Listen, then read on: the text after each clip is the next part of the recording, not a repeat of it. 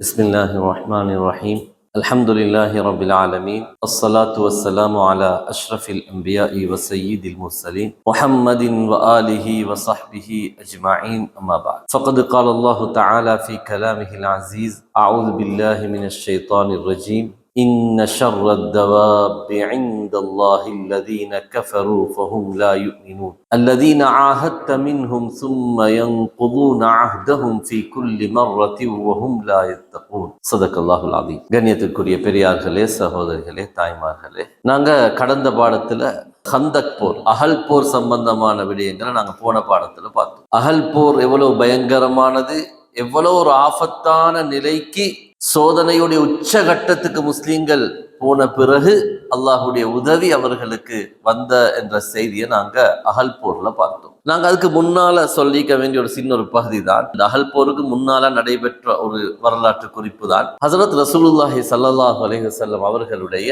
6வது திருமணம். ஏற்கனவே ஸல்லல்லாஹு அலைஹி வஸல்லம் அவர்களுக்கு 5 மனைவிமார்கள் திருமணம் செஞ்சிருந்தாங்க. 6வது ஹஸரத் உம்மு ஸலமா ரலியல்லாஹு அன்ஹா, இவங்கள ரசூலுல்லாஹி ஸல்லல்லாஹு அலைஹி வஸல்லம் அவங்க பெண் பேசி போன அந்த வரலாறு. ரசூலுல்லாஹி ஸல்லல்லாஹு அலைஹி வஸல்லம் அவர்களுக்கும் இந்த உம்மு ஸலமா ரலியல்லாஹு அன்ஹா இவர்களுக்கும் இடையில் ஹிஜ்ரி 4, இதுல வரலாற்றுல பல மாதிரி கருத்துகள் இருக்கு. உஹது போரோட இந்த திருமணம் நடைபெற்றதாகவும், இன்னும் சிலவங்க ஜுமாதல் ஆஹ்ராவுடைய மாதம் ஹிஜ்ரி 4 நடைபெற்றதாகவும் பல மாதிரியான வரலாற்று கருத்துகள் இதுல இருக்குது. ஹஸரத் உம்மு ஸலமா ரலியல்லாஹு அன்ஹு, அபூ ஸலமா ரலியல்லாஹு அன்ஹு, 2 பேரும் நாங்க இதுக்கு முன்னுக்கும் பாடத்துல நிறைய பேசிக்கிறோம். 2 பேரும் நெருக்கமான தம்பதியினர், மிக அன்பாக வாழ்ந்த ஒரு தம்பதியினர். ஆரம்பத்துல இஸ்லாத்துக்கு வந்துட்டாங்க. இஸ்லாத்துக்கு வந்து கடுமையாக வேதனை செய்யப்பட்ட ஒரு குடும்பம் தான் இந்த அபூ ஸலமா, உம்மு ஸலமா. அடுத்தது இவங்களுடைய விசேஷம் என்னன்னா, இவங்க 2 பேருமே மக்கால தீன எதிர்த்த ஒரு பயங்கரமான கோத்திரத்தை சேர்ந்தவங்க, பனு மக்ஸூம் கோத்திரத்தை சேர்ந்தவங்க.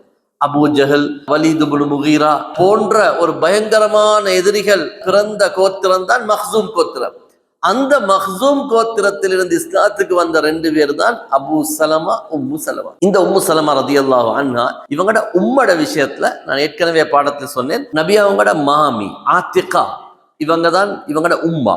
ஆனா இதுல வரலாற்றுல கருத்திக்கு என்னன்னா, எந்த ஆத்திகா, ஆத்திகா பின்து அப்துல் முத்தலிபா, ஆத்திகா பின்து ஆமிரா. ஆனா இப்னு ஹஜர் போன்ற அறிஞர்கள் சொல்றாங்க, இது நபியாவோட மாமி ஆத்திகா வல்ல இவங்களோட உம்மா, ஆத்திகா பின்து ஆமிர் என்று சொல்லக்கூடிய பெண் தான் இவங்களோட உம்மான்ற கருத்தை சொல்றாங்க.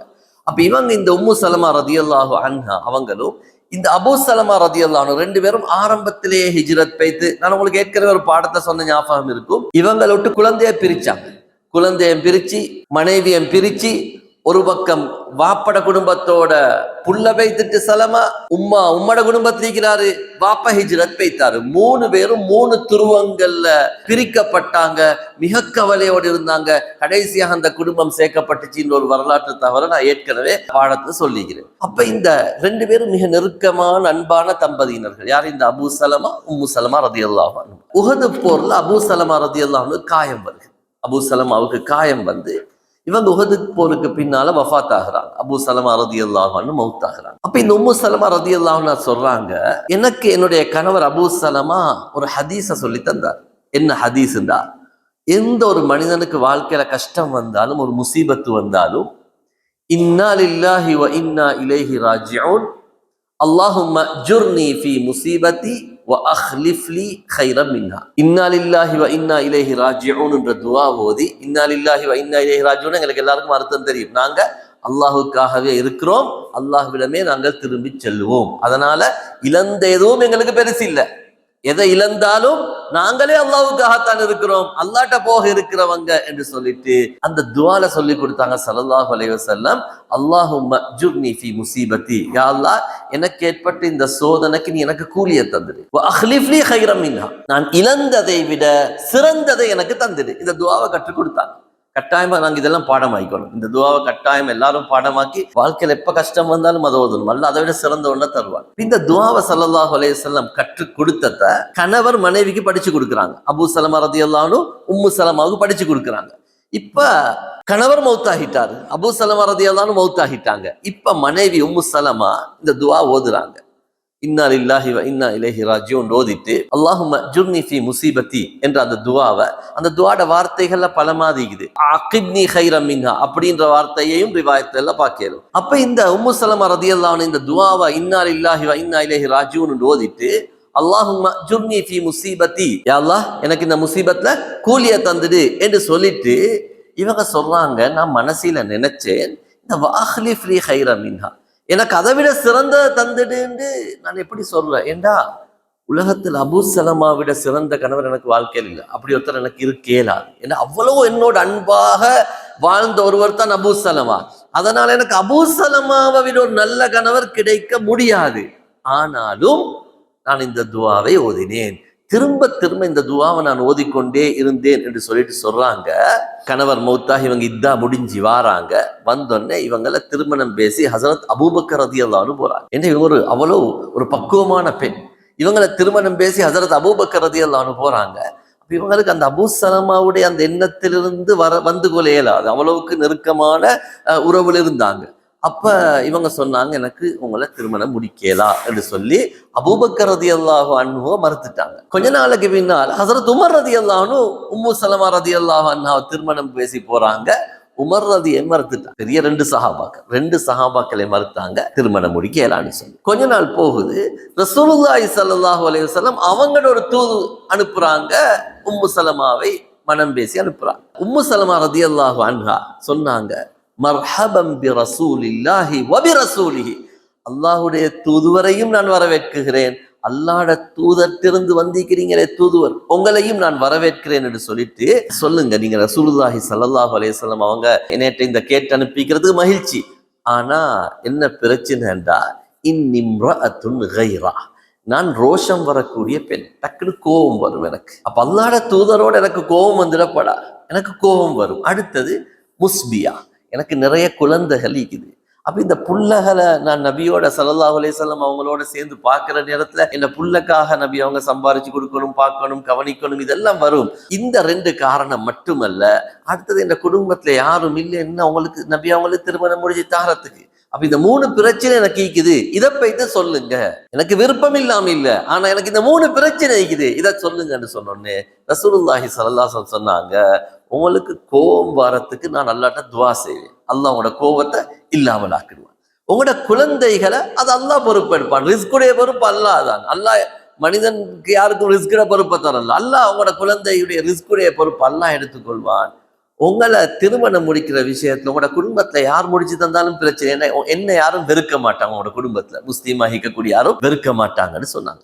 அப்ப இந்த செய்தியை தூதுவர் எடுத்துக்கொண்டு வந்து ஹஸரத் உம்மு சலமா ரலியல்லாஹு அன்ஹாட்ட சொன்னோடனே, அப்படியாக இருந்தா சந்தோஷம் என்று சொல்லி உம்மு சலமா ரலியல்லாஹுடைய மகன் அவங்க என்ன செய்யறாங்கண்டா, அவங்கள்ட்ட சொன்னாங்க, நீ என்ன நபி அவங்களுக்கு திருமணம் முடிச்சு கொடுன்னு சொல்லி மகன் திருமணம் முடிச்சு கொடுத்தா. அவன் மார்க்கத்துல வாப்பா வழியா வரையலும் அப்பா வழியா வரையலும், அப்படி இல்லாட்டி மகன் வழியா வரையலும். அப்ப அந்த அடிப்படையில வழியாக நின்று தாய அந்த உமர் இப்னு அபி சலமான்னு சொல்லக்கூடியவங்க திருமணம் முடிச்சு கொடுக்குறாங்க. அன்பார்ந்தவர்களே, இந்த அடிப்படையில ரசூலுல்லாஹி ஸல்லல்லாஹு அலைஹி வஸல்லம் அவங்க உம்மு சலமா ரலியல்லாஹு அன்ஹா மிக இரக்கமாக இருந்தாங்க. இவங்களுடைய விசேஷமான தன்மை என்னன்னா, நபி ஸல்லல்லாஹு அலைஹி வஸல்லம் மனைவிமார்கள்ல ஹஸரத் ஆயிஷா ரலிக்கு அடுத்தது மிகப்பெரிய மார்க்க மேதையாக இருந்தவங்க இவங்க தான்.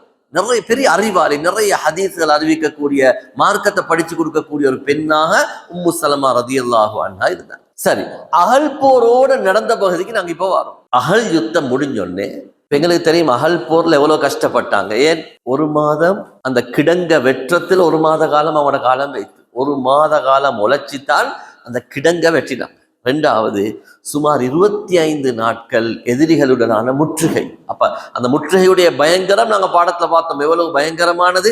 எங்களுக்கு அந்த சீராவை தொடராக படிக்கிறதுல உள்ள பிரயோஜனம் என்னாண்டா, எங்களுக்கு அந்த முழுமையான விஷயம் எங்கட தலைக்கு வரும். நாங்க எப்பயோ கேட்ட விஷயங்கள் தான், ஆனா தொடர்ந்து படிச்சுட்டு வரக்குள்ள எங்களுக்கு என்ன கிடைச்சும்டா, முழுமையான சீரா எங்கட கண்ணுக்கு வரும். இப்ப என்னாண்டா, அந்த அவ்வளவு சிரமப்பட்டு கிட்டத்தட்ட 2 மாசம், ஏன் குழி தோன்றதுக்கு 1 மாசம், முற்றுகை 1 மாசம், அப்ப கிட்டத்தட்ட 2 மாசம் சஹாபாக்கள் கஷ்டப்பட்டுட்டு இப்ப என்ன செய்யறாங்கன்னா, சஹாபாக்கள் அகல் போரை முடிச்சுட்டு வீட்டுக்கு வராங்க. பகல் போர் முடிஞ்ச பிறகு என்ன நிலைமை உண்டாகிக்கின்றா, எல்லாம் தெட்ட தெளிவாகிட்டேன்னா, மக்கா குறைஷியர்கள் தீன் எதிர்த்தது, ஏனைய அரபு கோத்திரங்கள்ல யார் யார் நபியோட கோபத்தீந்தாங்க அவங்க எல்லாம் வந்தாங்க. அப்ப இந்த முறை அகல் போரால கிடைச்ச ஒரு முக்கியமான தகவல் என்னாண்டா, யார் யார் முஸ்லீம்களோட கோபம் வைக்கிறவங்கன்றது அடையாளப்படுத்தப்பட்டாங்க. இந்த அகலுக்கு வந்த அரபி கோத்திரங்கள், குட்டி குட்டி கோத்திரங்கள்லாம் சேர்ந்து வந்தாங்க. அப்ப இனங்காணப்பட்டாங்க. இவங்க எல்லாரும் முஸ்லீம்களோட பகை உள்ளுக்கு வச்சுக்கிறாங்க. சந்தர்ப்பம் வரக்குள்ள எல்லாரும் குறைஷியர்களோட சேர்ந்து வந்திக்கிறாங்கன்றது. அதிலே முக்கியமான விஷயம் என்னாண்டா, முனாஃபிக்குகள். நான் ஏற்கனவே பாடத்தை சொன்னேன், குழி தோன்ற கட்டத்துல இருந்து முற்றுகையுடைய காலம் எல்லாத்திலையுமே இவங்க முஸ்லீம்களை கொலப்புறதும் பரிஹசிக்கிறதும் கேலி செய்யறதும் கிண்டல் அடிக்கிறதுலையுமே இவங்களோட காலம் போயிடுச்சு. அப்ப முஸ்லீம்கள் விளங்கி கொண்டாங்க யார் யார் தெளிவான முனாஃபிக்கர்களையும் விளங்கி கொண்டாங்க. அடுத்தது முக்கியமான விஷயம் என்னாண்டா, இவ்வளவு காலம் முஸ்லீம்களோட வஞ்சகத்தை வச்சிருந்து கடைசி நேரத்துல கழுத்தறுக்கிற வேலையை செஞ்ச பனு குறைலா யூதர்கள் பக்கத்திலே அவங்களோட இருந்து இவ்வளவு காலம் ஒப்பந்தத்தை பாதுகாக்கிற மாதிரி பாதுகாத்து இருந்துட்டு கடைசி நேரத்துல பின்வாசலை திறந்து கொடுக்கறதுக்கு முயற்சி செய்த பனு குறைலாவுடைய யூதர்கள். இப்ப எல்லாரும் இப்ப முஸ்லீம்களுக்கு முழுமையான ஒரு தோற்றம் வந்துட்டு, ஒரு பிக்சர் வந்துட்டு, யார் யார் எங்களோட எதிரிகள் என்ற விஷயம் வந்துட்டு. அன்பார்ந்தவர்களே, ஸல்லல்லாஹு அலைஹி வஸல்லம் அவங்களும் சஹாபாக்களும் என்ன செய்யறாங்க, வீட்டுக்கு போறாங்க, கொஞ்சம் குளிச்சு ஃப்ரெஷ் ஆகி கொஞ்சம் ரெஸ்ட் எடுக்கிறது. ஏன்னா 2 மாதம் கடினமான உழைப்பு, சாதாரண உழைப்புல கடினமான உழைப்பு, பெரிய அகலத்தோண்டி அடுத்த உயிரை பணயம் வச்சு எதிரிகளுடனான முற்றுகை. அன்பார்ந்தவர்களே, இப்ப ஸல்லல்லாஹு அலைஹி வஸல்லம் அவங்க வீட்டுக்கு போயிட்டு ஆயுதத்தை வச்சுட்டு குளிக்கிறாங்க. குளிச்சுட்டு வாராங்க. ஜிப்ரீல் அலைஹிஸ்ஸலாம் ஜிப்ரீல் அலைஹிஸ்ஸலாம் வந்து சொன்னாங்க, அல்லாஹ்வுடைய தூதரே, நீங்க ஆயுதத்தெல்லாம் வச்சிட்டீங்களான்னு கேட்டாங்க. ஜிப்ரீல் அலைஹிஸ்ஸலாம் வந்து, நீங்க ஆயுதத்தெல்லாம் கலைஞ்சிட்டீங்களான்னு கேட்டாங்க. சொன்னாங்க, ஓ நாங்க கலைஞ்சிட்டோம். சொன்னாங்க, மலக்குமார்களாகிய நாங்க இந்த ஆயுதத்தை வச்சோம், எங்கட வேலை இன்னும் முடியல, நீங்க வேலையை முடிச்சிட்டீங்க, இந்த எங்கட வேலை முடியல என்று சொல்லிட்டு சொன்னாங்க. அப்ப கேட்டாங்க ரசூல் ஸல்லல்லாஹு அலைஹி வஸல்லம், இப்ப எங்க யுத்தத்துக்கு போகணும்? சொன்னாங்க, பனு குறைலா. நீங்க பனு குறைலா அதெல்லாம் முடிச்சிட்டு வாங்க, ஏண்டா இவங்க உங்களுக்கு பக்கத்தில் இருக்கிறது மிக பெரும் ஆபத்து, வேண்டிய நேரத்துல உங்களுக்கு ஆபத்தை உண்டாக்குவாங்க. ஏனென்றா இவங்க உங்களுக்கு பகிரங்கமாக முஸ்லீம்களை எதிர்த்தவங்க. கடைசி நேரத்துல சொன்னாங்க, முகம்மதுன்னா யாருன்னு எங்களுக்கு தெரியான்னு கேட்டாங்க. யார் முகம்மதுன்னு கேட்டாங்க. அடுத்தது எதிரிகளுக்குரிய சாப்பாடு வேலையெல்லாம் கொடுத்தாங்க, எதிரிகளுக்குரிய மிருகங்களுடைய தீன் கொண்டு வைத்து கொடுத்தாங்க. அது மட்டுமல்ல, முஸ்லீம் பெண்களும் சிறுவர்களும் தங்க வச்சிருந்த கோட்டையை எப்படியாலும் வைத்து தங்குள்ள சிறுவர்களையும் பெண்களையும் கொலை செய்யறது முயற்சி செஞ்சாங்க. அது மட்டுமல்ல, ஒட்டுமொத்த மதீனாவையும் சிதைப்பதற்காக வேண்டி பின்வாசலை திறந்து கொடுக்கறதுக்கு முயற்சி செஞ்சாங்க. இப்படியான பல சூழ்ச்சிகளை இவங்க செஞ்சாங்க. எனவே ஜிப்ரீல் அலைஹிஸ்ஸலாம் வந்து சொன்னாங்க, பனு குறைலாக்கு போங்க, வெச்ச ஆயுதத்தை உடனே எடுத்துக்கொண்டு உடனடியாக பனு குறைலாக்கு போங்க. எவ்வளவு கஷ்டமாயிருந்திக்கும், எவ்வளவு வருத்தமாயிருந்திக்கும், எவ்வளவு டயர்டாயிருந்திக்கும். 2 மாசம் வேலை செஞ்சுட்டு அப்பதான் வீட்டுக்கு போய் தீக்கிறாங்க. உடனடியாக அல்லாஹ்விலிருந்து கட்டளை வருகிறது, உடனடியாக போங்க. அப்ப ரசூலுல்லாஹி ஸல்லல்லாஹு அலைஹி வஸல்லம் சொன்னாங்க, ஜிப்ரீல் அலைஹிஸ்ஸலாம் அவங்கள்ட்ட சொன்னாங்க, இப்பதான் நாங்க வந்திக்கிறோம், என்னுடைய சஹாபாக்கள் இன்ன ஃபீ அஸ்ஹாபி ஜஹ்தன், என்னுடைய சஹாபாக்கள் கடுமையான வருத்தத்துல கஷ்டத்துல டயர்ட்லிக்கிறாங்க. ஃபலவ் அன்தர்தஹும் ஐயாமன், சொன்னாங்க, கொஞ்சம் ஒரு நாட்கள் கொஞ்சம் அவகாசம் தரையலவா, உடனே யுத்தத்துக்கு போகாம கொஞ்ச நாள் அவகாசம் தரையலதா. ஜிப்ரீல் அலைஹிஸ்ஸலாம் ஒன்றும் சொல்ல, இன்ஹப் இலைஹி, போங்க அவங்கள்ட்ட. அடுத்த பேச்சில் ஏன்னா அவன் அல்லாஹ்வுடைய உத்தரவு எடுத்துட்டு வந்திருக்கிறாங்க, உடனடியா போங்க என்ற உத்தரவு கொடுத்தாங்க. ஸல்லல்லாஹு அலைஹி வஸல்லம் ஆர்கியூமெண்ட் பண்ணல. ஸல்லல்லாஹு அலைஹி வஸல்லம் உடனடியாக சஹாபாக்கள்கிட்ட சொன்னாங்க, உடனடியாக அவ்வளவு பேரும் பனு குறைலாவை நோக்கி போறது தயாராக. எந்த அளவுக்கு சொன்னா, ஹஸரத் அனஸ் ரலியல்லாஹு அன்ஹு அவங்க சொல்றாங்க, பனு கனம் என்று சொல்லக்கூடிய அந்த மதீனாவில் இருந்து ஒரு கோத்திரம், அவங்கட அந்த கோத்திரத்துல இப்படி புழுதி பறப்பதை என்னுடைய கண்ணால் இப்ப பார்க்கிற மாதிரி இருக்குது, அது ஜிப்ரீல் அலைஹிஸ்ஸலாத்துடைய வருகை என்று சொன்னாங்க. அது மட்டுமல்ல, அந்த பனு கனம் கோத்திரத்தாருடைய குறுக்குத்தெருகள் சின்ன பாதைகளூடாக ஒரு குதிரையில திஹ்யத் இப்னு கலீஃபா அல் கல்பி என்று சொல்லக்கூடிய நபித்தோழருடைய தோற்றத்துல ஒரு மனிதர் வந்து அவர் சொல்றார், அவசரமா நீங்க போருக்கு தயாராகுங்கன்னு சொல்லி மக்களை தூண்டி கொண்டிருந்தாங்க. அப்ப ஜிப்ரீல் அலைஹிஸ்ஸலாம் அவங்க தான் திஹ்யா ரலியல்லாஹுடைய தோற்றத்துல வந்திருந்தாங்க. பொதுவாக ஜிப்ரீல் அலைஹிஸ்ஸலாம் அடிக்கடி அவங்க ஜிப்ரீல் அலைஹிஸ்ஸலாம் ஒவ்வொரு தோற்றத்துல வருவாங்க. அதுல ஒரு தோற்றம் தான் அநேகமாக ஜிப்ரீல் அலைஹிஸ்ஸலாம் மனித தோற்றத்துல வரும்போது திஹ்யா ரலியல்லாஹுடைய தோற்றத்துல வருவாங்க. திஹ்யத் இப்னு கலீஃபா அல் கல்பி ரலியல்லாஹுடைய தோற்றத்துல வருவாங்க. அவங்க குதிரையில அந்த தோற்றத்துல வருவாங்க. எனக்கு தெரியும், மதீனால போனா தெரியும், பாபு ஜிப்ரீல்னு ஒன்று இருக்குது. பாபு ஜிப்ரீல் என்று. அது இந்த குதிரையில ஜிப்ரீல் அலைஹிஸ்ஸலாம் திஹ்யா ரலியல்லாஹுடைய தோற்றத்துல வந்த அந்த இடம் தான் அந்த பாபு ஜிப்ரீல் என்று சொல்லக்கூடிய இடம். இப்ப உடனடியாக போருக்காக வேண்டி ஸல்லல்லாஹு அலைஹி வஸல்லம் அவங்க தயாரிச்சு கொண்டிருந்தாங்க, ரெடி பண்ணி கொண்டிருந்தாங்க. சொன்னாங்க அல்லாஹு தஆலா, எனவே அல்லாஹும் குர்ஆனுடைய வசனத்தை இறக்கினான், இந்த யூதர்களோட நீங்க போய் யுத்தம் செய்யணும். ஏன் தெரியுமா? இன்ன ஷர்ரத் தவாபி இன்தல்லாஹி அல்லதீன கஃபரு ஃபஹும் லா யுமினூன். அல்லாஹ் சொன்னான், அல்லாஹ்ட இந்த பூமியில ஊர்ந்து திரியக்கூடிய படைப்புகளில், அல்லாஹ்வுடைய படைப்புகளில் மிக கெட்ட படைப்பு யார் தெரியுமா? அல்லாஹ்வை ஈமான் கொள்ளாத இவர்கள். ஏன் தெரியுமா? அல்லதீன ஆஹத்த மின்ஹும், நீங்க அவங்களோட ஒப்பந்தம் செஞ்சிக்கிறீங்க, ஆனா சும்ம யன்குலூன அஹ்தஹும் ஃபீ குல்லி மர்ரத்தின், அவங்க ஒவ்வொரு தடவையும் அந்த ஒப்பந்தத்தை முறிப்பாங்க, ஒப்பந்தத்தை முறிக்கிறதுக்கு இடம் தேடி கொண்டிருப்பாங்க. வஹும் லா யத்தகூன், அவங்க ஒரு நாளும் அல்லாஹ்வை பயப்படக்கூடியவர்கள் அல்ல. ஃபஇம்மா தஸ்கஃபன்னஹும் ஃபில் ஹர்பி, உங்களுக்கு போரில் அவர்களை தாக்குவதற்கு சந்தர்ப்பம் கிடைத்தால் ஃபஷர்ரித் பிஹிம் மன் கல்ஃபஹும், அல்லாஹ் சொன்னான், நீங்க இவர்களை தாக்குங்க, இவர்களை கொண்டு இவங்களுக்கு பின்னால் ஒரு கூட்டம் ஒன்று இயங்கிக் கொண்டிருக்கிறாங்க, அவங்கள விரட்டுங்க, இவங்களுக்கு அடிக்கிறதால அவங்க பயப்படணும். ஃபஷர்ரித் பிஹிம் மன் கல்ஃபஹும், ஏன் தெரியுமா? இவங்களை இன்னொரு கூட்டம் இயக்குறாங்க. அப்ப இவங்களை நீங்க சும்மா விட்டுட்டீங்கண்டா எல்லாருக்கும் தைரியம் வந்துடும். அல்லாஹ் சொல்றான், லஅல்லஹும் யذكرون, அப்பயாவது அவங்க புத்திப்படுவாங்க. வ இம்மா தகாஃபன்ன மின் கௌமின் கியானத்தன், யாராவது ஒரு கூட்டத்தோட நீங்க ஒப்பந்தம் செஞ்சு அவங்க முறிக்கிற மாதிரி அடையாளங்கள் உங்களுக்கு தெரிஞ்சா, சும்மா இல்லை, உங்களுக்கு அவங்க ஒப்பந்தத்தை முறிக்க போற மாதிரி அடையாளங்கள் உறுதியாக தெரிந்தால் நீங்க உங்களோட கையில ஒப்பந்தத்தை வச்சு கொண்டீங்க தேவையில்ல. ஏன்னா அவங்க எப்ப ஒப்பந்தத்தை முறிச்சிட்டு உங்களை தாக்குவாங்கன்னு தெரியும். ஏன்னா இதுக்கு முன்னால இப்படியான பலவிதமான ஏமாற்று வேலைகளை செய்தார்கள். ரஜி, பீரு மவுனா போன்ற இடங்கள்ல முஸ்லீம்களை ஏமாத்தி கொலை செய்தார்கள். அதனால நீங்க ஒப்பந்தம் செஞ்சா அவங்களும் ஒப்பந்தத்துல பக்குவமாயிக்கிறாங்களா, நீங்களும் ஒப்பந்தத்துல பக்குவமாயிருங்க. ஒப்பந்தத்தை முறிக்க வேணும். அவங்க முறிக்கிறதுக்குரிய வேலையை செய்யறாங்களா, நீங்க அந்த ஒப்பந்தத்தை வச்சு வேலை இல்லை. ஃபம்பித் இலைஹிம் அலா சவா, ஏனென்றா அல்லாஹு தாலா துரோகிகளை விரும்ப மாட்டான் என்று சொல்லி இந்த வசனத்தை அல்லாஹு தாலா இறக்குறான் இந்த பனு குரைலாவுடைய விடயத்துல. இப்ப ரசூலுல்லாஹி ஸல்லல்லாஹு அலைஹி வஸல்லம் சொன்னாங்க, அவசரமாக பனு குரைலாவை நோக்கி நீங்க போகணும். எந்த அளவுக்கு அவசரப்படுத்தினாங்கன்னு சொன்னாங்க, லா யுஸல்லியன்ன அஹதுனில் அஸ்ர இல்லா ஃபீ பனி குரைலா, உங்கள யாரும் அசர பனு குரைலால தவிர வேற எங்க தொழுதிடப்பட. அவ்வளவு அவசரமா போங்க.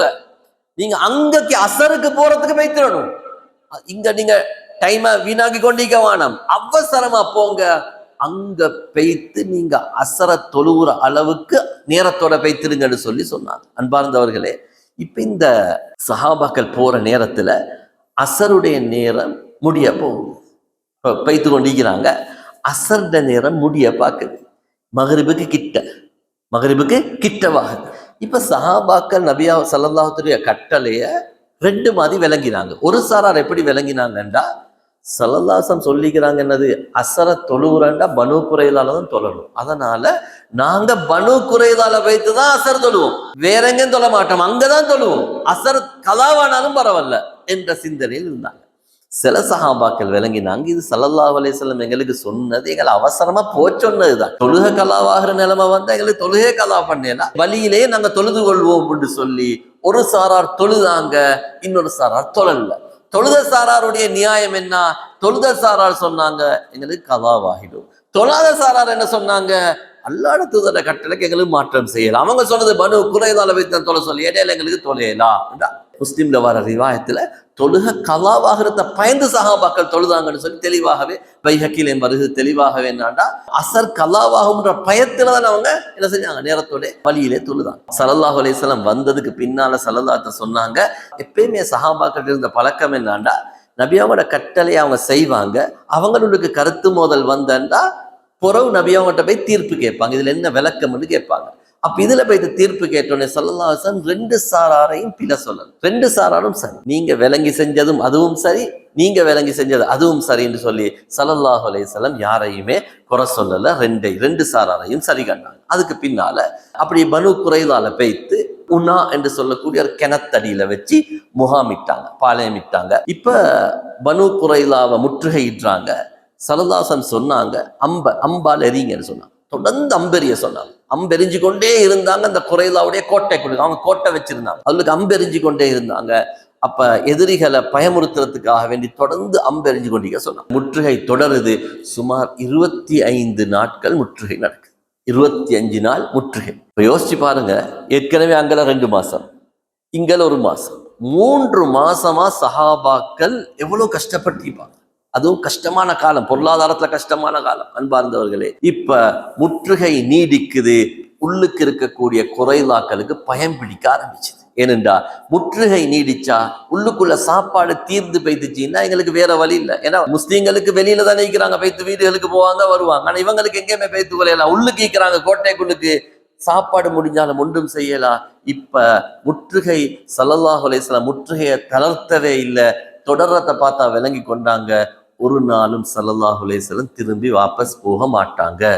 இப்ப இவங்களுக்கு பயம் பிடிச்ச ஆரம்பிச்சிச்சு. இப்ப இதுல இன்னொரு விஷயம் என்னன்னா, இதுல ஹுயை இப்னு அக்தபும் இருக்கிறாரு. ஹுயை யாரு? பனு நதீர் யூதர். இது பனு குறைலா யூதர்களை தானே முற்றுகை தீக்கிறாங்க. பனு நதீர் யூத தலைவர் ஹுயையும் இருக்கிறார். ஏன் இருக்கிறார் அவரு? அவர் தான் ஃபர்ஸ்டுக்கே மஷூரா கொடுத்த ஒப்பந்தத்தை முறிக்கிறதுக்கு அவர் தான் காரணம். ஸல்லல்லாஹு அலைஹி வஸல்லம் அவங்களோட செஞ்ச ஒப்பந்தத்தை முறிக்கிறதுக்கு காரணம் யாரு? ஹுயை. சஃபியா ரலியல்லாஹு அன்ஹா வாப்பா. நபி அவங்களோட திருமணம் முடிச்சாங்க சஃபியா ரலியல்லாஹு அன்ஹா, அவனோட வாப்பா தான் இந்த ஹுயை.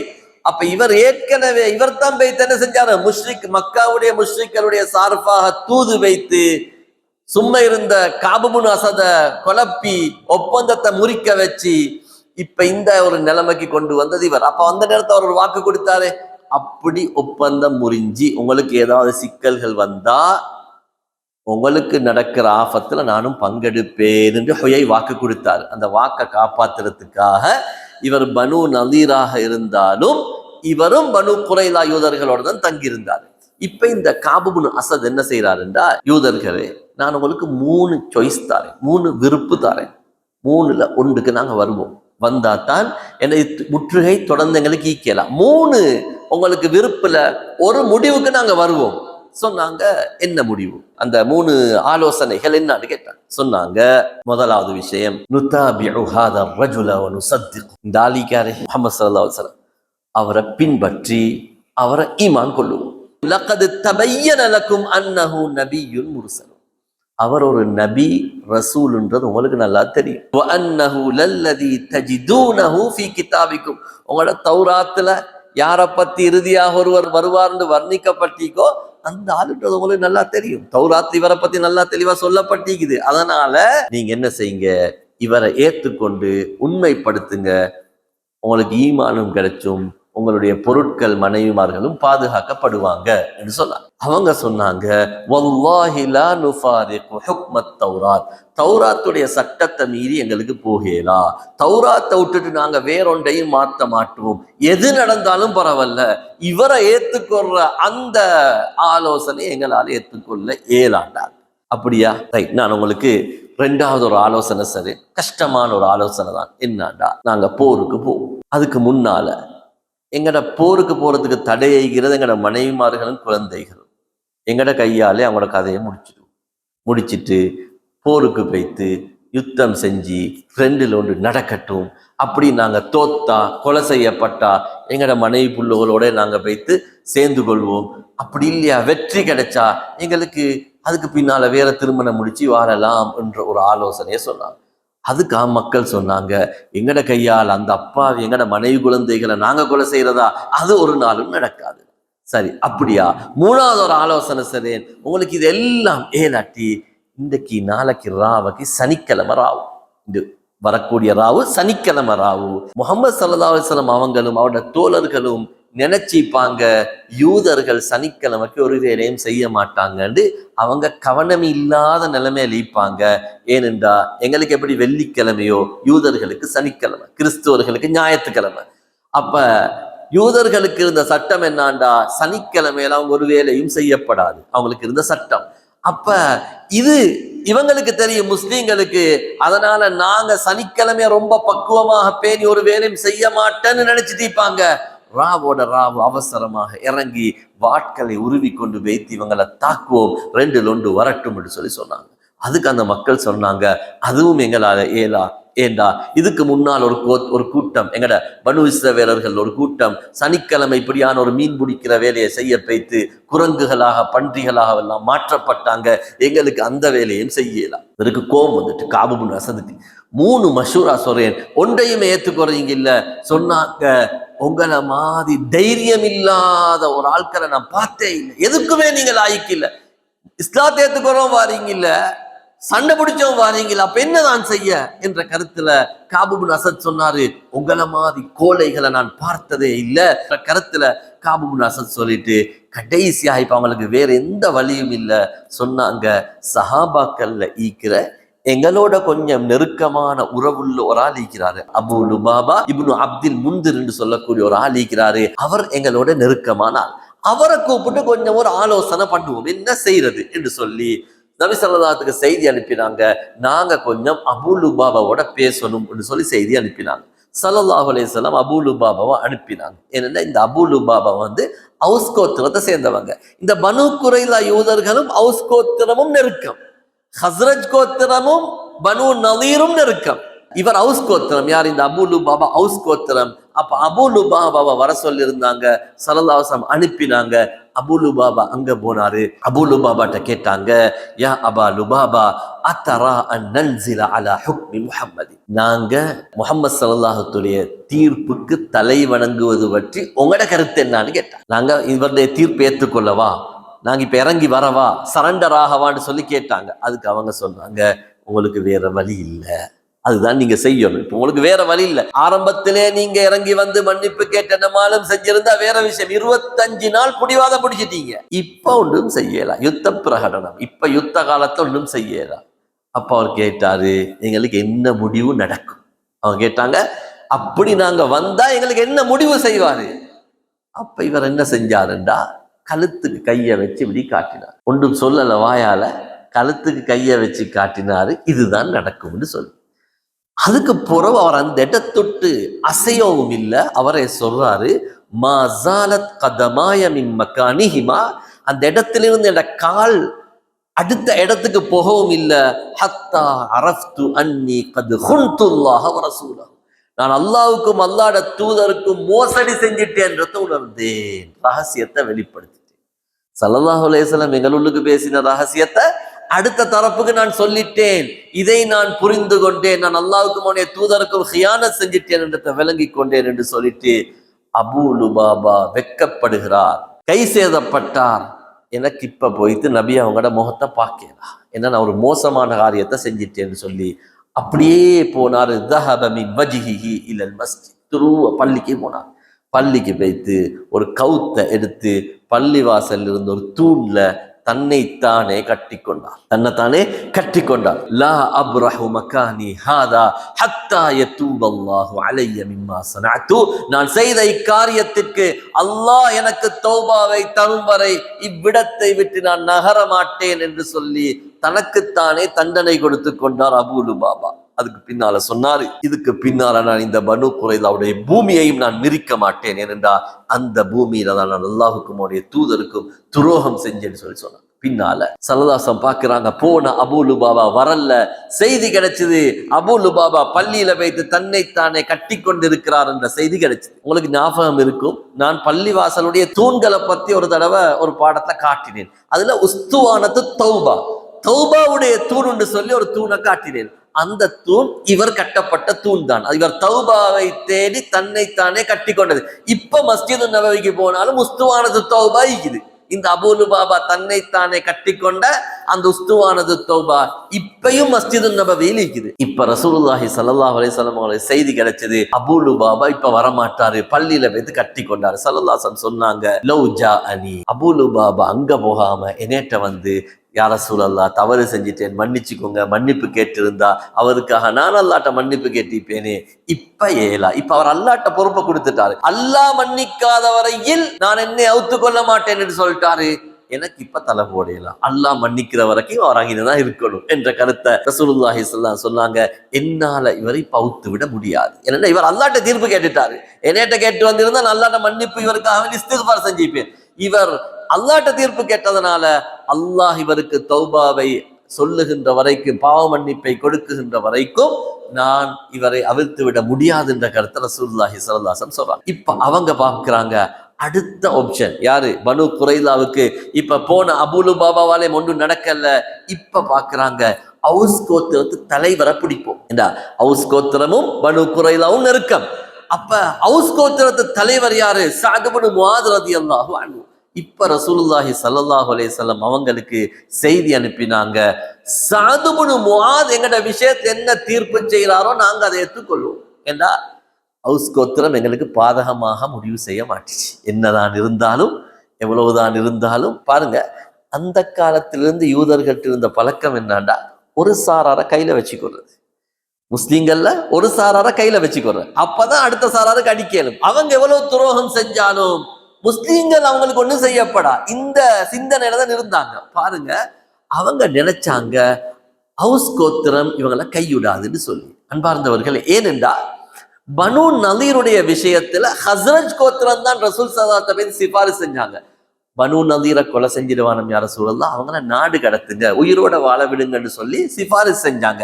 அப்ப ஹஸ்ரஜுடைய சிபாரிச ரசூல் ஸல்லல்லாஹு அலைஹி வஸல்லம் ஏற்றுக்கொண்டாங்க.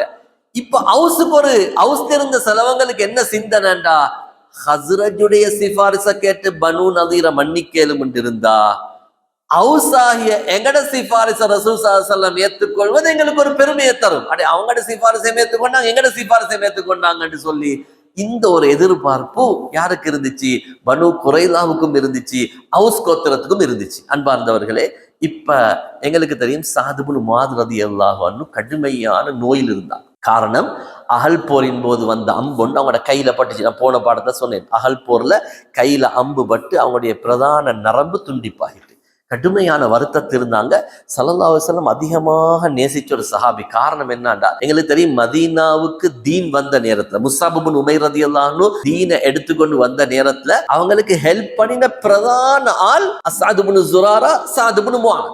இவங்க தான் ஹெல்ப் பண்ணின ஆட்கள். உஸைத் இப்னு ஹுதைர், இது போன்ற முக்கியமான அதுல சஅத் இப்னு முஆத் அவுஸுடைய தலைவர். இவரை கொண்டுதான் மதீனால பெரிய அளவுக்கு தீன் வளர்ந்துச்சு. ஸல்லல்லாஹு அலைஹி வஸல்லம் எல்லா கட்டத்திலும் உறுதுணையாக இருந்த ஒரு ஆள் தான் இவர். இப்ப சஅத் இப்னு முஆத் ரலியல்லாஹு அன்ஹு நோய்வாய்ப்பட்டோன்னே ரசூல் ஸல்லல்லாஹு அலைஹி வஸல்லம் பள்ளிக்கிட்டேயே ஒரு கூடாரம் ஒன்று அடிச்சு அவரை வச்சு ஸல்லல்லாஹு அலைஹி வஸல்லம் அவங்க அடிக்கடி போய் பார்ப்பாங்க. எந்த அளவுக்கு ரிவாயத்துல வருகுதுன்னா, ஸல்லல்லாஹு அலைஹி வஸல்லம் நேரடியாக அவருக்கு சிகிச்சை செஞ்சாங்கன்னு வருது ரிவாயத்துல. இந்த காலத்துல இருந்த சிகிச்சை முறை என்னண்டா, காயங்கள் வெடிப்புகள் வந்தா என்ன செய்யறது, நெருப்புல சூடாக்கி இரும்பு போன்ற வாள் போன்ற ஆயுதங்களை சூடாக்கி அந்த இடத்துல வச்சா கொஞ்சம் வலியா இருக்கும், ஆனா சேர்ந்துடும், அந்த சூட்டை வச்சு சேர்க்கிறது. அப்ப அப்படியான அந்த சிகிச்சையை ரசூல் ஸல்லல்லாஹு அலைஹி வஸல்லம் அவங்களே சஅத் இப்னு முஆதுக்கு செஞ்சதாக சில ரிவாயத்துல வருது. அடிக்கடி வைத்து ரசூல் ஸல்லல்லாஹு அலைஹி வஸல்லம் சஅத் இப்னு முஆத் ரலியல்லாஹு அன்ஹு பார்ப்பாங்க, அவங்கள நோய் விசாரிப்பாங்க. அவ்வளவுக்கு ஸல்லல்லாஹு அலைஹி வஸல்லம் அவங்களோட இரக்கமாக இருந்தாங்க. இப்ப பனு குறைலா என்ன சொல்லுது, சஅத் இப்னு முஆதுடைய தீர்ப்பை தான் நாங்க ஏற்றுக்கொள்வோம் என்று சொன்னோன்னே ஸல்லல்லாஹு அலைஹி வஸல்லம் அனுப்பினாங்க, ஒரு கோவேறு கழுதையை அனுப்பினாங்க. அந்த கோவேறு கழுதையில அது அழகான ஈத்தம் நார்களால் வேயப்பட்ட ஒரு தலையண மாதிரி உட்கார்றதுக்குள்ள சீட்டையும் செஞ்சு அப்படி உள்ள ஒரு கோவேறு கழுதை அனுப்பி. ஏன்னா அவர் நோயாளி, அவர் வாரத்துக்கு கஷ்டம், ஆனாலும் வந்துதான் ஆகணும். நீங்களோட முக்கியமான ஒரு வரலாற்று தீர்ப்பு நடக்க போகுது. இப்ப சஅத் இப்னு முஆத் ரலியல்லாஹு அன்ஹுக்கு அனுப்பினாங்க. அப்ப சஅத் இப்னு முஆத் ரலியல்லாஹு அன்ஹு இப்படி வாராங்க. வரக்குள்ளே முழு அவுஸும் சஅத் இப்னு முஆத் ரலியல்லாஹு அன்ஹு சூழ்ந்துட்டாங்க. அவுஸ் கோத்திரம் சூழ்ந்துட்டாங்க. சூழ்ந்து சொன்னாங்க, சஅத், இன்றைக்கு எங்கட நாள், எங்கட கண்ணியத்தை பாதுகாக்க வேண்டிய நாள், எங்கட சிபாரிசு ஏற்றுக்கொள்ளப்பட வேண்டிய நாள். சொன்னாங்க, இந்த யூதர்கள் உங்களோட ஒப்பந்தம் செஞ்சு இவ்வளவு காலம் நாங்க பரம்பரையா மதீனால வாழ்ற நேரத்துல எங்களோட நெருக்கமாக இருந்த ஆட்கள், அதனால பார்த்து தீர்ப்பு செய்யுங்க என்ற அர்த்தத்துல சொன்னாங்க. இவங்களுக்கு ஆபத்தான தீர்ப்பை செஞ்சிட வானாம்னு சொல்லி சொன்னாங்க. சஅத் இப்னு முஆத் ரலியல்லாஹு அன்ஹு யாரையும் பார்க்கவும் இல்லை, திரும்பி பார்க்கவும் இல்லை, அப்படியே வந்தாங்க. வந்து கிட்ட வந்து குறைலாக்களுடைய இடத்துக்கு வந்தோடனே சொன்னாங்க, கது ஆனலி அல்லாஹ் அஹாஃப ஃபில்லாஹி லௌமத லாயிம். சொன்னாங்க, எனக்கு டைம் வந்திக்குது. இது எந்த டைம்ண்டா, அல்லாஹுடைய ஒரு முக்கியமான தீர்ப்பை சொல்லுகின்ற விஷயத்துல யார் என்ன சொன்னாலும் நான் பொருட்படுத்த போவதில்லை. அப்படியான ஒரு நேரம் வந்திக்கு. அல்லாஹ்வுடைய விஷயத்துல பழிப்பாளர்களுடைய பழிப்பை பொருட்படுத்த தேவையில்லாத நேரம் வந்திக்குது. வேண்டிய ஆட்கள் பேசுங்க, நான் அல்லாஹுக்கு பொருத்தமானது மட்டும்தான் பேசுவேன், உங்களுக்கு திருப்திப்படுத்துற வார்த்தை நான் பேச மாட்டேன் என்றத. அப்ப சாதுர் மாதிரி ரலியல்லாஹு இப்பே சொல்லிட்டாங்க, என்னுடைய தீர்ப்பு நீதமாக இருக்கும், அல்லாஹ்வை பயந்ததாக இருக்கும், நீங்க சொல்றதுக்காக வேண்டி என் தீர்ப்புகள் இருக்க மாட்டாது என்ற கருத்தை சொன்னாங்க.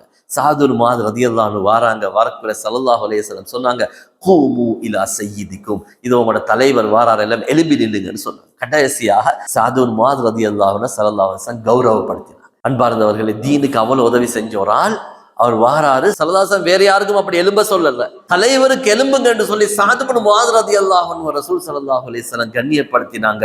கேட்டாங்க, இப்ப வந்தாங்க சாது இப்னு முஆத் ரலியல்லாஹு அன்ஹு வந்தாங்க, சொன்னாங்க உங்களோட தீர்ப்பை செய்யுங்க, உஹ்கும் ஃபீஹிம், சாத் இவங்களுக்கு தீர்ப்பு செய்யுங்கன்னு சொன்னாங்க. அப்ப சாது ரலியல்லாஹு அன்ஹு சொன்னாங்க, என்னுடைய தீர்ப்பு என்னடா, அன் துக்தல முகாத்திலத்துஹும், அவங்கள யாரெல்லாம் போர் செய்கின்ற நிலைமையில் இருக்கிறார்களோ அப்படியானவர்கள் கொலை செய்யப்பட வேண்டும். ஒத்துஸ்பா, அவர்களில் இருக்குகின்ற அந்த தராரியுகும், அவர்களுடைய அந்த குழந்தைகள் மனைவிமார்கள் அடிமைகளாக ஆக்கப்பட வேண்டும். இது அந்த காலத்தில் இருந்த யுத்த முறையே அப்படித்தான். யுத்தம் செஞ்சு ஒரு நாட்டுக்கு போய் யுத்தத்தை செஞ்சிட்டாங்கன்னா அங்க இருக்கக்கூடியவங்க அடிமைகளாக மாறிடுவாங்க. அந்த காலத்து அடிமை முறை இருந்துச்சு, போர்கள் நடக்கும், அடிமையாக மாறுவாங்க. அது அந்த காலத்தில் இருந்தது.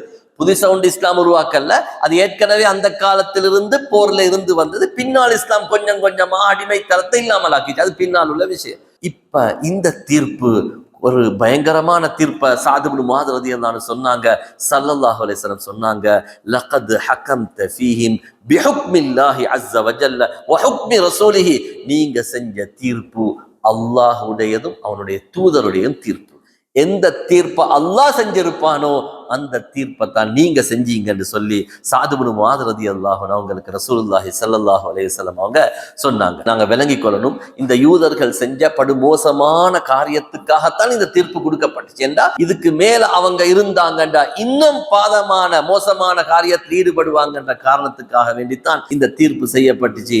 அன்பார்ந்தவர்களை, கடைசியாக நாங்க போன பாடத்திலையும் பார்த்தோம், சாது ரலியல்லாஹு அன்ஹு ஒரு துஆ செஞ்சாங்க, யா அல்லாஹ் இதுக்கு பின்னால போர்ன்ற ஒன்று இல்லாட்டி நீ என்ன மௌத்தாக்கிடுன்னு சொல்லி துவா செஞ்சாங்க. அன்பார்ந்தவர்களே, சாது ரலியல்லாஹு அன்ஹுக்கு இப்ப கொஞ்ச நாள் ஆவிட்டு தானே, நல்லாவே காயமெல்லாம் ஆறிக்கொண்டு வந்துட்டு, எந்த அளவு ஆறிட்டுண்டா ஒரு காதுப்பு, ஒரு தோடு காதுப்புட அளவுக்கு மட்டும்தான் காயம் இருந்துச்சு கையில, மற்றதெல்லாம் காயம் ஆறிட்டு. ஆனா பாருங்க, அவங்க அந்த துவாவுடைய காரணமாக திருப்பி அந்த காயம் அப்படியே வெடிச்சு அந்த காயத்துல ரத்தம் வந்து சாது ரலியல்லாஹு அன்ஹு அவங்க வஃபாத் ஆகுறாங்க. அவனோட கடைசி நேரத்துல ரசூலுல்லாஹி ஸல்லல்லாஹு அலைஹி வஸல்லம், அபூபக்கர் ரலியல்லாஹு அன்ஹு, உமர் ரலியல்லாஹு அன்ஹு போன்ற சஹாபாக்கள் எல்லாம் அவங்க அந்த கடைசி நேரத்துல கலந்து கொண்டாங்க. ஹஸரத் ஆயிஷா ரலியல்லாஹு அன்ஹா சொல்றாங்க, ஏன்னா பள்ளி வாசல்ல தான் நடந்துச்சு அது, ஏன்னா அவங்களுக்கு அந்த கூடாரத்துல வச்சுதான் அவங்களோட வஃபாத் நடந்துச்சு. சொல்றாங்க ஹஸரத் ஆயிஷா ரலியல்லாஹு அன்ஹா, என்னுடைய தந்தை அபூபக்கருடைய அழுகை சத்தத்தை வேறாக கேட்கிறேன், ஹஸரத் உமருடைய அழுகை சத்தத்தை வேறாக கேட்கிறேன்.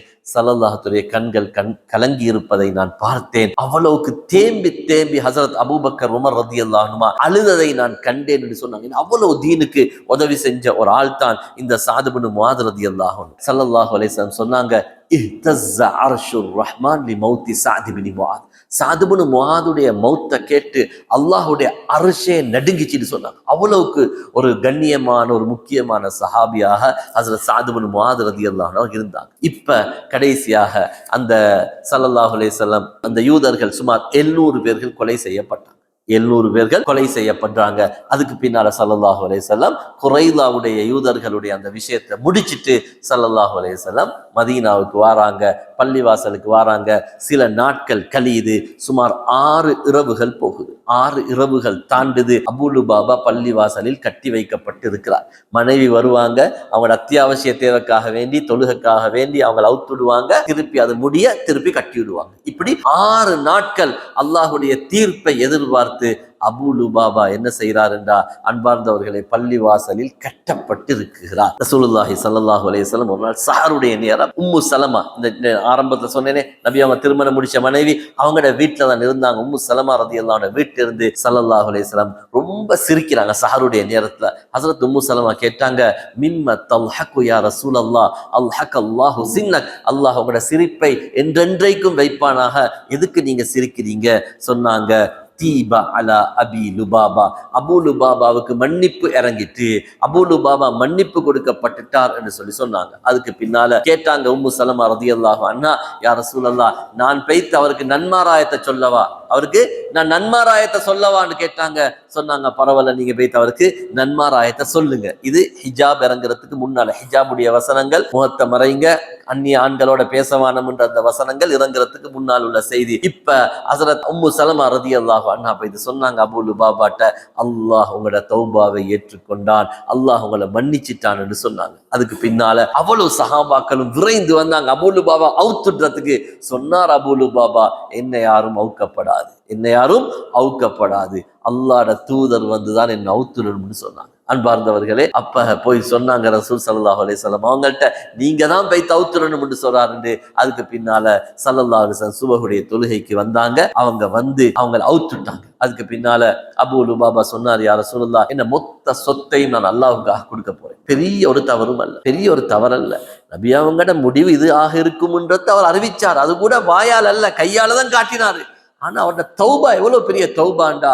சொன்னார், யா ரசூலல்லாஹ், என்ன மொத்த சொத்தையும் நான் அல்லாஹ்வுக்காக கொடுக்கணும். அப்ப ஸல்லல்லாஹு சொன்னாங்க, அப்படி நீங்க கொடுக்க வேணாம், கொடுக்கிறதாக இருந்தா 1/3 கொடுங்கன்னு சொல்லி ஸல்லல்லாஹு அலைஹி வஸல்லம் அவங்களுக்கு வழிகாட்டினாங்க. இப்படி ஹஸரத் அபூ லுபாபா ரலியல்லாஹுடைய தௌபா அவருடைய விஷயம் அருளப்படுகிறது. அதுதான் இன்றைக்கு மஸ்ஜிது நபவியில் இருக்கக்கூடிய அந்த உஸ்துவானத்து தௌபா என்று சொல்லக்கூடியது. இதுக்கு பின்னால முஸ்லிம்களுக்கு ஒரு செய்தி கேள்விப்படுகிறது, ஹைபர்.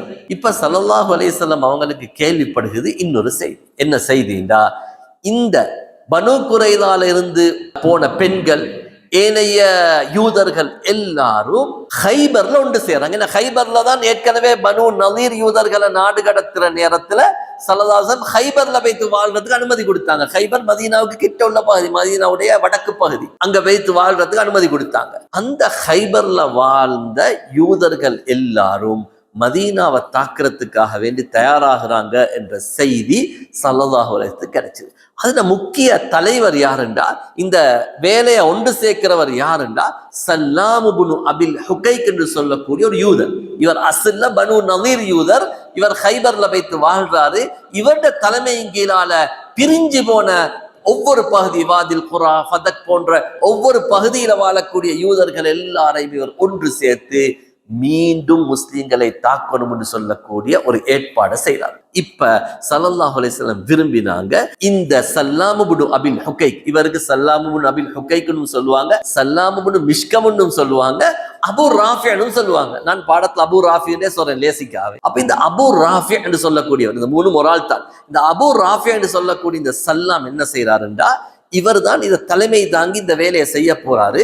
ஸல்லல்லாஹுக்கு செய்தி கிடைச்சது. ஸல்லல்லாஹு விரும்புறாங்க, இவனை இல்லாமலாக்கினா இந்த போர் இல்லா போகும். அப்ப பிரதான சூத்திரதார் இவர் தான். இவரை இல்லாமலாக்கினா இந்த இடத்துல தீர்வு உண்டாகும் என்று சொல்லி ஸல்லல்லாஹு விரும்பினாங்க, இந்த அபூ ராஃபியை யாராவது கொலை செய்யணும். அன்பார்ந்தவர்களே, இதுல என்ன விஷயம் என்றா, இதுல ஏற்கனவே நாங்க பார்த்தோம், ஒரு கோட்டைக்குள்ளுக்கு வைத்து பயங்கரமான ஒரு கோட்டையில வைத்து கஅப் இப்னு அஷ்ரஃப் என்று சொல்லக்கூடிய ஒரு ஆளை முஹம்மது இப்னு மஸ்லமா என்று சொல்லக்கூடிய சஹாபி போய் கொலை செஞ்சுட்டு வந்த ஒரு வரலாறை நாங்க பார்த்தோம். சிலவங்களுக்கு ஞாபகம் இருக்கும், பெரும்பாலும் அவன் அத்தரெல்லாம் பூசிட்டு வந்தான், அவன் அத்தர் நல்ல வாசமா இருக்கும் என்றெல்லாம் சொல்லி கடைசியாக அவனை கொலை செஞ்ச ஒரு பகுதியை கஅப் இப்னு அஷ்ரஃப் கொலை செய்யப்பட்டதை பார்த்தோம்.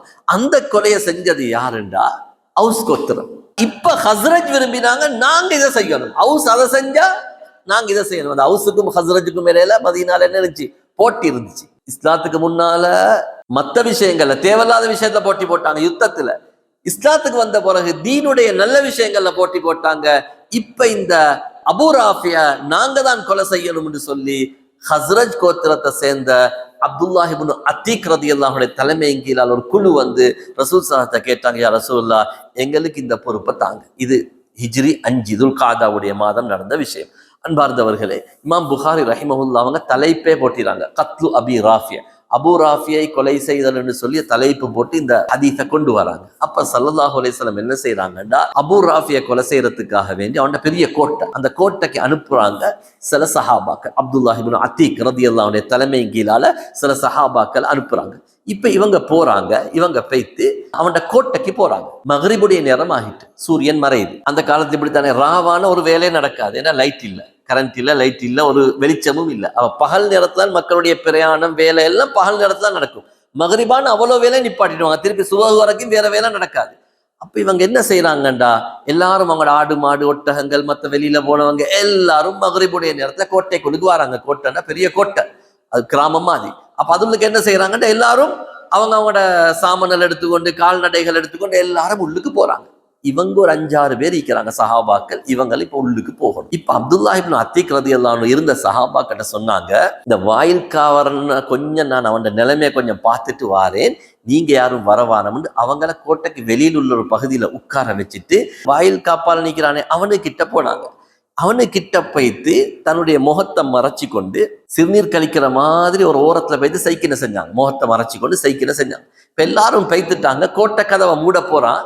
அவன் சொன்னான், நீயும் உள்ளுக்கு போறேன்னு அவசரமா பைத்துக்கோ, நான் கோட்டை கதவை மூட போறேன். அவன் யோசிக்கல, இவர் வெளியாளுன்றத விலங்கல்ல, நீயும் உள்ளுக்கு போறேன்டா பைத்துடுன்னு சொல்லி சொன்னாரு. இவர் அப்துல்லாஹ் இப்னு அத்தீக் ரலியல்லாஹு அன்ஹு இதுதான் சந்தர்ப்பம் என்று ஆளுக்கு போயிட்டான். கோட்டைக்குள்ளுக்கு பைத்துட்டான். கோட்டைக்குள்ளுக்கு பைத்து ஒரு மூலையில ஒளிஞ்சிருந்தான். இப்ப வாயில்காவன் என்ன செஞ்சான்டா, எல்லாரையும் உள்ளுக்கு போட்டுட்டு கோட்டை கதவை மூடி, உள்ளுக்கால கோட்டை கதவை மூடி அந்த செவத்துல ஒரு கம்பு துண்டு இருந்துச்சு. கம்பு துண்டு அதுல சாவியை கொழுவினான். சாவியை கொழுவிட்டு அவர் போயிட்டாரு. இப்ப இவர் என்ன செஞ்சாருன்னு, அப்துல்லாஹ் இப்னு அத்தீக் ரலியல்லாஹு அன்ஹு சாவி எடுத்துட்டாங்க. சாவி எடுத்துக்கொண்டு கோட்டைக்குள்ளுக்கு போனான். கோட்டைக்குள்ளுக்கு ஒவ்வொரு கதவுகள் மூடப்பட்டு இருந்துச்சு. இவங்க அந்த சாவியால ஒவ்வொரு கதவை திறந்து சரியா அபு ராஃபி இருக்கக்கூடிய இடத்துக்கு போயிட்டாங்க. இப்ப அவங்களுக்கு விளங்கிட்டு உள்ளுக்கால மூடிக்கொண்டாங்க. ஒவ்வொரு கதவையும் உள்ளுக்கால மூடிக்கொண்டாங்க. ஏனென்றா, எனக்கு ஸல்லல்லாஹு அலைஹி தந்த வேலையை நான் முடிக்கணும், அதுக்கு பிறகு நான் கொலை செய்யப்பட்டா பிரச்சனை இல்லை, என் வேலையை நான் முடிக்கணும். உள்ளுக்கால பயத்து கதவை கொஞ்சம் ஆபத்தானது, உள்ளுக்கால பயத்து கதவை மூணு ஆபத்து தான். ஆனா கதவை மூடிக்கொண்டு மெதுவா போனாங்க. இருட்டு, அறையெல்லாம் இருட்டு. இப்ப விளங்குது. இப்ப அதுக்கு முன்னால இவங்க என்ன செஞ்சாங்கன்னா, கோட்டையில அந்த அபூ ராஃபியோட வீட்டுக்கு போன வீட்டுல சத்தம் கேட்குது. அபூ ராஃபியும் அவனுடைய நண்பர்களும் இராக் கதை கதைச்சு கொண்டிருக்கிறாங்க. அவங்க வெளியில போங்காட்டி மறைஞ்சிருந்தாங்க. எல்லாரும் வெளியில வைத்தோன்னதான் இவர் அபூ ராஃபி ரூட்டுக்கு புகுந்தா அபூ ராஃபி தன்னுடைய குடும்பத்தோடு ஈக்கிறாரு. வீட்டுல பலரும் நீக்கிறாங்க. அபூ ராஃபி யாருன்னு தெரியாது. இவர் என்ன செஞ்சாரு, அபூ ராஃபின்னு ஒரு சத்தம் ஒன்றை போட்டார். அவன் கேட்டான், மன்ஹாதா, யாருன்னு கேட்டான். கேட்டோட சத்தம் வந்த இடத்த பார்த்து வால் எடுத்து ஒரு அடி அடிச்சாங்க. இருட்டுல வாளால் ஒரு அடி அடிச்சாங்க. சத்தம் வந்த இடத்த பார்த்து இவங்களுக்கும் பயம் வேற, பயத்தோடு ஒரு அடி அடிச்சாங்க. ஆனா விளங்கிச்சு, இந்த அடியால நினைச்ச அளவுக்கு ஒரு தாக்கம் உண்டாகல என்றத அவங்க விளங்கி கொண்டாங்க. அதுக்கு பிறகு அவங்க வீட்டு விட்டு வெளியில வந்துட்டாங்க. வீட்டு விட்டு வெளியில வந்து கொஞ்ச நேரம் இருந்துட்டு திருப்பி போனாங்க. திருப்பி போய்த்து அவங்க கேட்டாங்க, அபூ ராஃபி ஏன் சத்தம் போட்டீங்கன்னு கேட்டாங்க. வாயில் காவலன் மாதிரி, அவங்களோட ஒரு நண்பன் மாதிரி வைத்து கேட்டாங்க, அபூ ராஃபி உன்னை சத்தம் வந்துச்சே, என்ன சத்தம்னு கேட்டாங்க. அதுக்கு அபூ ராஃபி சொன்னான், உனக்கு நாசமாகட்டும், இப்ப அலியா நீ வாராய் என்று சொல்லி யாரோ ஒரு ஆள் எனக்கு அடிச்சிட்டான்னு சொல்லி. இப்ப விளங்கினாங்க. அபூ ராஃபி திருப்பி பேசுற சத்தத்தை பார்த்து நல்லாவே வாள் எடுத்து ஒரு அடி அடிச்சாங்க.